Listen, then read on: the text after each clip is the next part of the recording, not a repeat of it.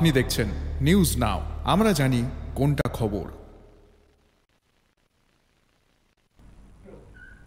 মঙ্গলবার রাতে নিশি কুটুম্বদের দল হামলা চালায় শহরতলি রামনগর কেন্দ্রের বাণী বিদ্যাপীঠ স্কুলে।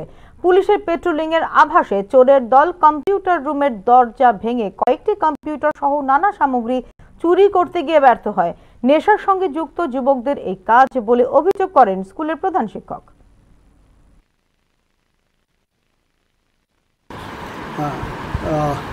আসলে গতকালকে যে ঘটনাটা ঘটেছে এর আগেও 7-8 বার চোরের দল স্কুলে হানা দিয়েছে এবং তারা বেশিরভাগই আসলে নেশার সাথে তারা যুক্ত।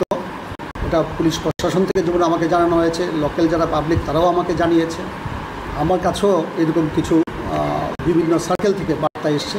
তো গতকালকে রাত্রে 12টা নাগাদ ওই চোর ঢুকেছে। চোর ঢুকে আমাদের যে কম্পিউটার রুম এটা ভেঙেছে, দরজা ভেঙে এখান থেকে 5টা ইউপিএস, দেন একটা ল্যাপটপ, দেন একটা ফ্যান, এরকম প্রায় 1 লক্ষ টাকার সামগ্রী তারা একেবারে গুছিয়ে নিয়েছিল, একটা প্যাকেটে করে গুছিয়ে নিয়েছিল। তারা শুধুমাত্র এগুলি নেবার প্রস্তুতি নিচ্ছিল।